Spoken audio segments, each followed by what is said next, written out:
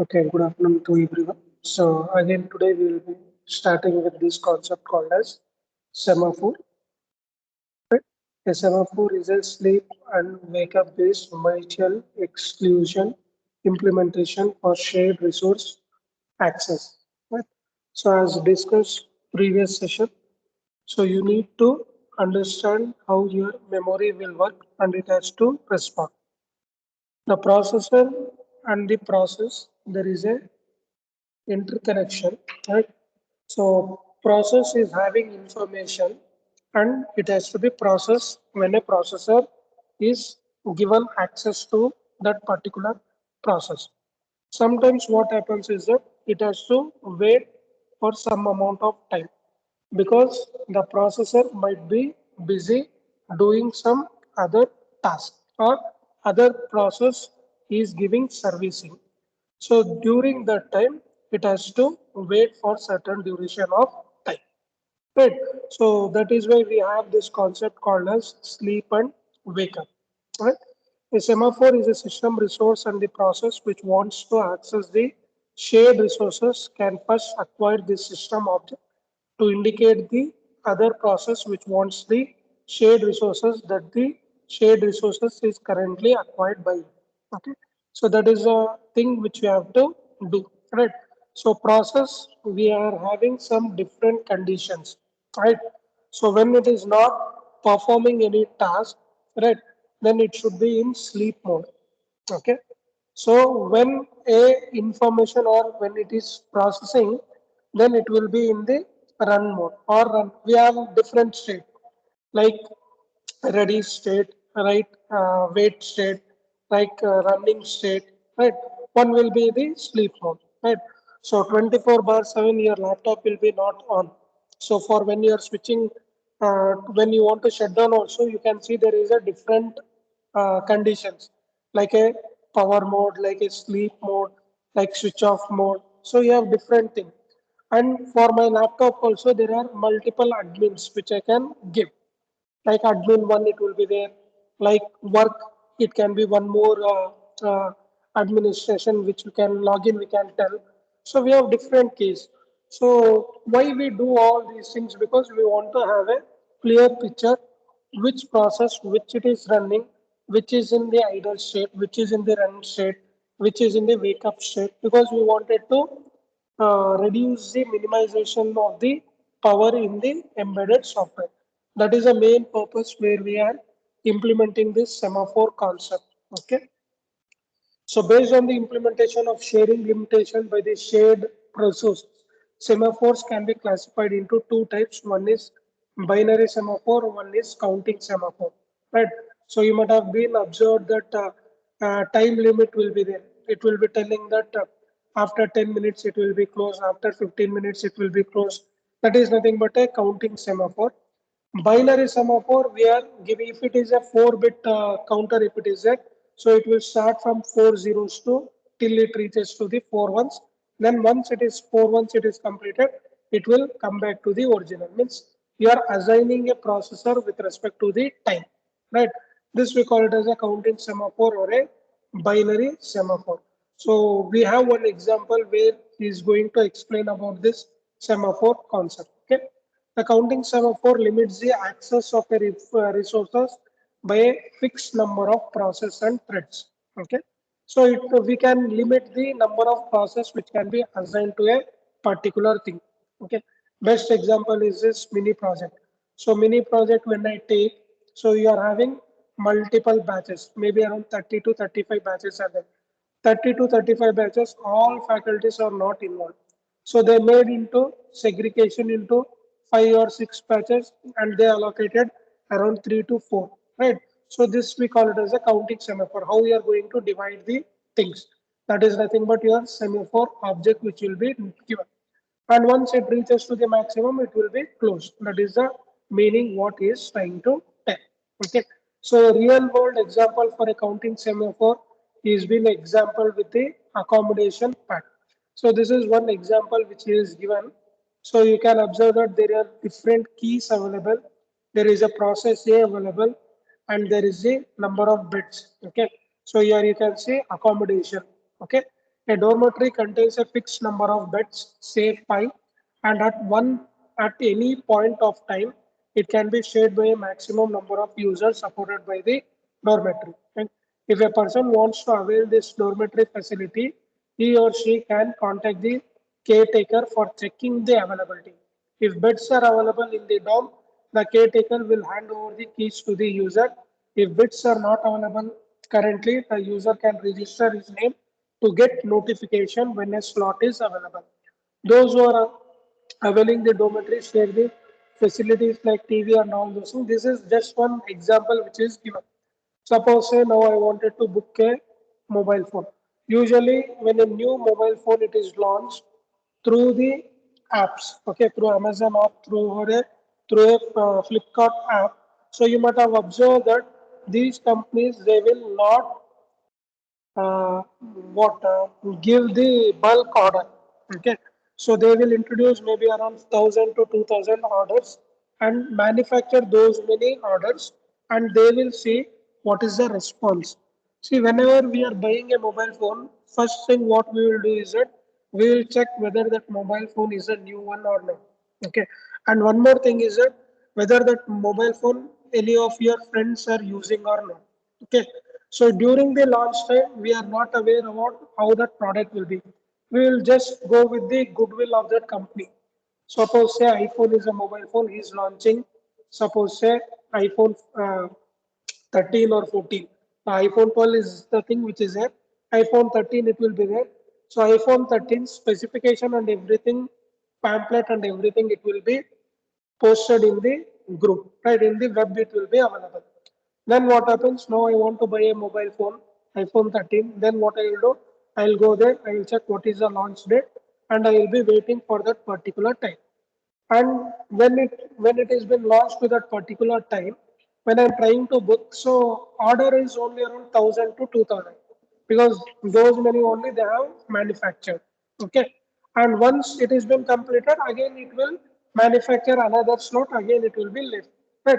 So within that 1,000 only, I need to book my mobile.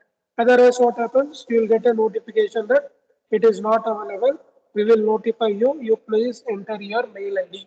So this whole task it is been done with the app and by using the semaphore. When it will be available, a notification will come to you, and based on that notification, again you need to book. Right. And now usually what happens is that in the app itself you are going to tell you have this mobile phone will be available from this amount of time. Right.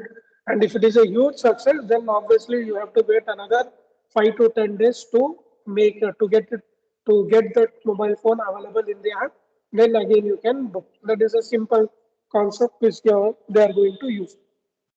See how it is going to be booked, how it is going to be processed, that we know. But at the back end, we should be knowing what is happening and how it is being done. See, that is what we are trying to identify in this semaphore concept. So here what we do is that when it is available, then that information we need to go and inform to them, right? So that is why you just observe here, there is a process say semaphore object unavailable, sleep till semaphore object is available. So till that point of time, it should be thing. See, mobile launching and when it is not available, every day you will not morning I will check whether it is available or not. Afternoon I will check whether it is available or not. Then luckily when you are checking multiple times, what happens? It will be activated, then you can book. But to avoid all these things, because whenever you are trying to open and check, you are losing some amount of power, right? So power, internet, and everything you are losing.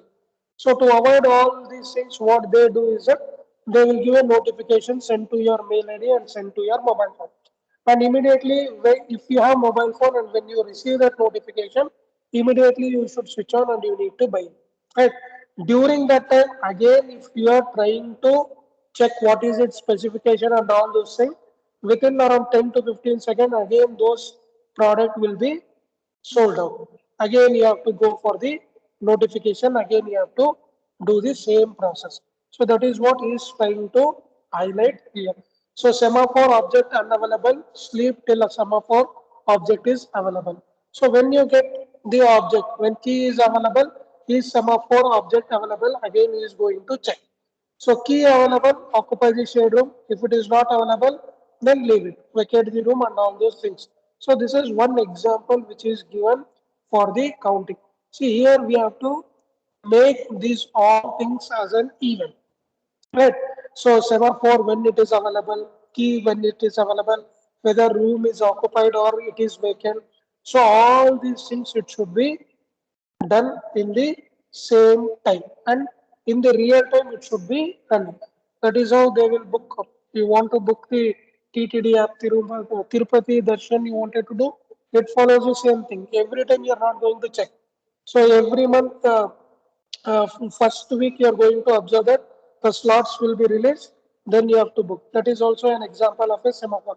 See here, this semaphore concept, it is with not respect to the hardware, but it is with respect to the availability of the slots. That is the one example which I can share you. Right.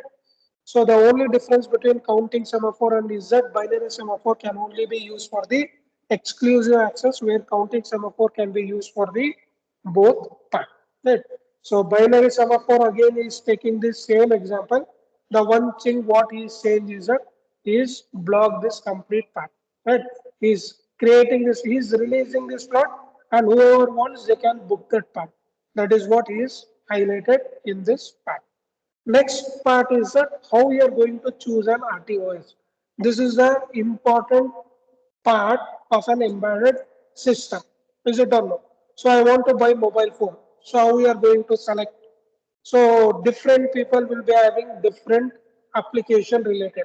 So as a faculty, what I expect. As a student, what you want. So we have to have a different classification how we are going to select our mobile phone. Right? Not that everyone will be having same mobile. See, in our home itself, we are using around 4 to 5 mobile phones, and 4 to 5 mobile phones are of different companies, different types, and different thing. I am using iPhone. My wife is using MI mobile phone. My mom is using Samsung tab. She is using. My daughter using a Samsung tab. So we can observe that we have different devices, and all these devices are main purpose is for the calling purpose. That is the highest priority. But apart from that, I am using for different. See now my kid is using, she is having online classes. So she requires a bigger screen. So I cannot purchase her a laptop and give. Why? Because laptop she doesn't know how to use it. So what I have to do is that mobile phone, the screen is very small. So best option for me to avoid all these things, what I have to do is that I have to give her a tab. So you have a 10-inch screen that is bit comfortable. I am not telling that tab if you purchase that is more comfortable. But what happens is that tab at least from the mobile screen it is better, so that you can have those things. Right.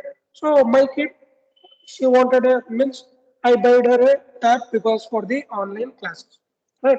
For me, security is an important thing. My mails are the important thing because every 5 minutes or 10 seconds I will be checking my mails because of my priority issues and all those things. So that is why I had gone for this iPhone. Right. Similarly, with my wife mobile phone, she wants the power. Right. So MAH she wants because she will be talking and all those things. So there is a different application and different choosing of your devices. Right. So based on this parameter only, we have to select. Now that is what we are giving. See, these are applications or the examples which I have given and I have taken for the mobile phone. Similarly, as a programmer or as a designer, you also should think what type of devices I should build so that it will be a successful product. That is why this concept of how to choose an RTOS is an important part. So every time they will be asking at your home, I want to buy a laptop, which one I should buy? I want to buy a washing machine, which one I should buy? I want to buy a television, which one I should do? Right. So these are the things which will come to have a means these are the issues or not issues. These are the things which will be present and how you convince them. See, this mobile I have purchased, you also buy this mobile phone. I cannot tell, right? So for having those clarification, So we have this topic called as how to choose an RTOS.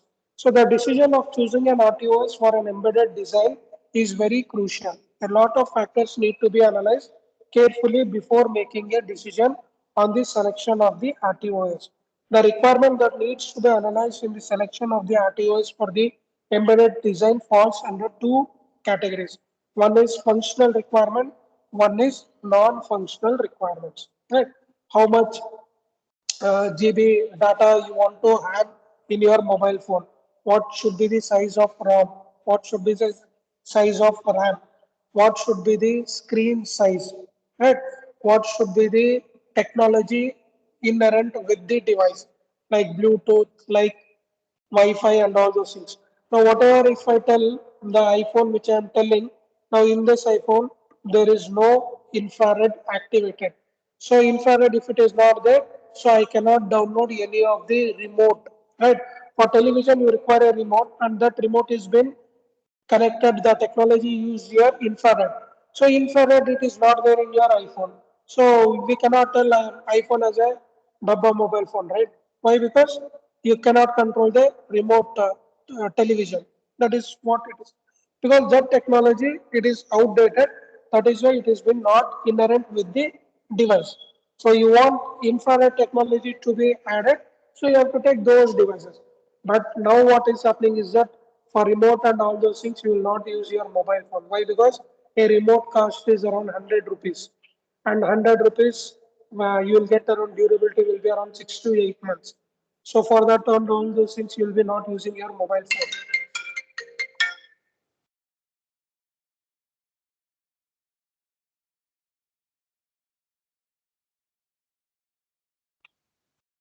Okay. So these are the things which are there, which we classify it as a functional requirement and a non-functional requirement.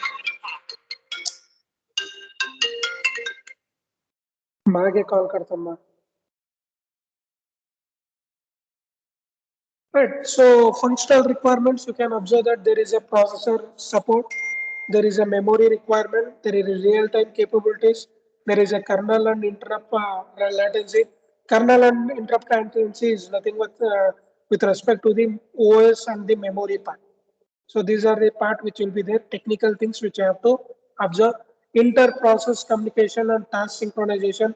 When you are buying your mobile phone, you are going to check which Android version it is, which iOS version it is. When you are buying a laptop, you are going to see which processor, which generation, right? Whether it is a dual core, whether it is a core Geo core or core application, whichever it is there. So these are the things which are going to observe it. Video calling when you are going to make, then you are going to observe what is the camera, how many pixel camera it is. So these are few example which I can tell you regarding functional requirement in selecting or choosing an RTOS. Right? Supporting for networking and communication. So you will be mobile phone if you see whether it supports 4G, whether it supports LTE. That thing we are going to observe.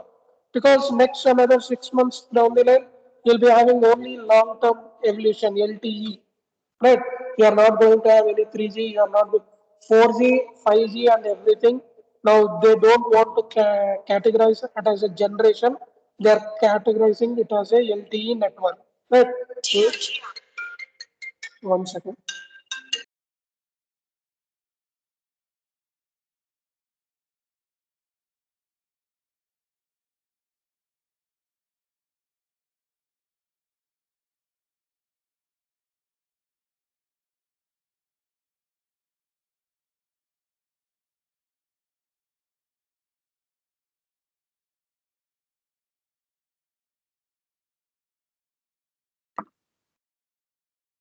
Right. So networking and communication will be knowing because in mobile phone, if I take whether USB, which version it will support, not version, the higher end version, which is 3, 3.5 and all those stuff. So networking and communication, whether HDMI cable it is supporting or not. So those are all things which should be done. Then one more is with respect to your development language support. Now why these things are there? Because .NET, you are opening your web page, you are opening your tool executable file, right? So here he is speaking about RTOS, real-time operating system. Okay, that real-time operating system can be your mobile phone, your washing machine, or any of the thing. That is why these things are there. If I take particularly mobile phone, then functional requirement will be different. If I take a laptop, then functional requirement will be different. Mobile phone, if I take, I will take ROM, RAM, speed, Android version or iOS version, what is the screen and all those stuff. Laptop, if I take, what is the ROM, what is the RAM, right? How many memory size it is allocating, what is the processor speed. So those are classification I'm going to observe it. Is it or not? So it is speaking about a real-time operating system. That is why you have this different functional requirement. Okay. Non-functional requirement are nothing but your custom developed or the off-of shelf. Right. So purely depend on the developing cost. Sometimes what happens is cost factor is a major part. Usually the parents will see this factor. Right. So if I buy a tab and that tab if I take around 40 or 50,000 rupees, then what happens? My kid, she will be using that one. She will throw that tab. Then what happens? 60,000, 50,000 in a minute it will go. That is what I will do. So durability and cost is a one non-functional functionality requirement which you have to observe in buying the or in choosing your RTOS. So you can see cost, developing and debugging tools availability. That is also one factor. One more factor is of the ease of use. See, if I buy iPhone also and if I give to my daughter also, she doesn't know how to operate because that is not so ease of use part. Okay. So after sales, again that is also a factor. After sales, whether for a commercial embedded system, in the form of email, on-call services, etc. If any problem is there, you are going to throw it or whether you are going to repair it. When you are going for a repairing part also, service centers where it is available. Every area you don't have any service center, right? So iPhone, if I take, there for particular area they will be having a service center. Everywhere you don't find. So why this service center is also important because if your device get corrupted, it should be easy for you to go to the service center and get service for it. That is also an important factor. Okay, some areas you don't find servicing center. Then what you have to do? Again, it is a waste of time to move from one location to another. So these are all things which we call it as a non-functional requirement. So these are few general classification of how you are going to choose your RTOS with respect to the functional and non-functional requirement. Okay.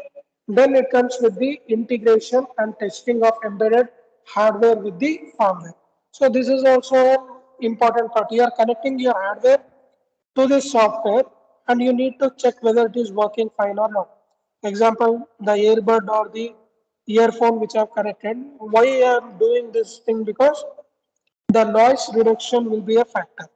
See now, if I don't use this earbud and if I take a session and if I record this session and when I open this recorded session and then I see there is a noise which has been present and this will disturb the session part. So noise elimination I should do. To do that part, we are going to use this noise reduction in the earbud. So you will have this minimization of noise. So this hardware and the firmware integration and how it works also we need to identify. Okay.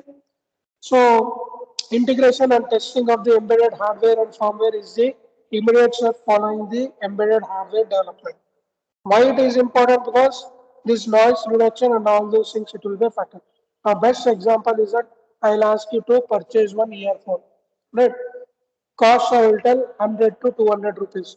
So for 100 to 200 rupees, you will not get all the features like noise elimination and all those things you will not get. So you'll get a normal earphone and the durability also will be a very low. Same thing if I buy for around 1000 or 2000 rupees, which is the cost, right? Then again, what happens? Noise elimination, noise reduction, those all facilities will be there, right?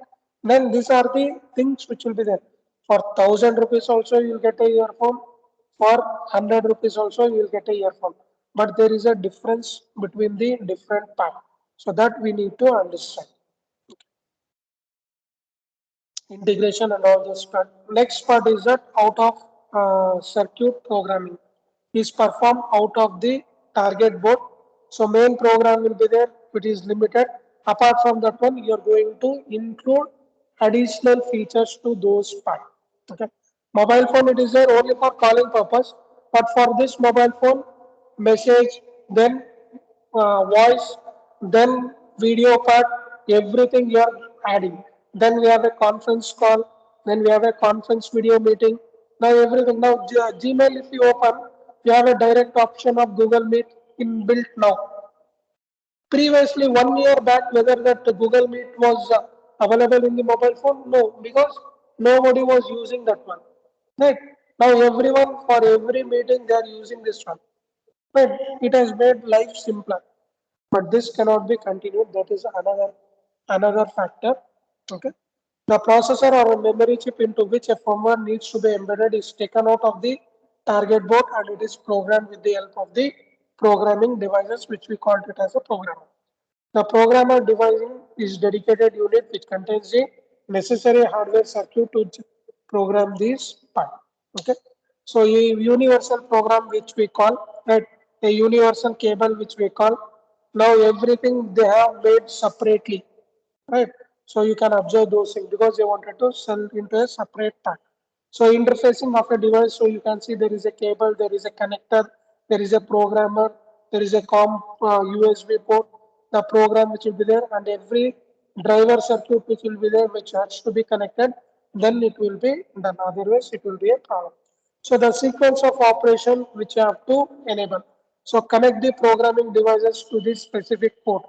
See, for the interfacing in the lab also, it was given for the FRC port 2 and FRC port 4. So those two ports only will be used for the execution. Right, change time, huh? Okay, we'll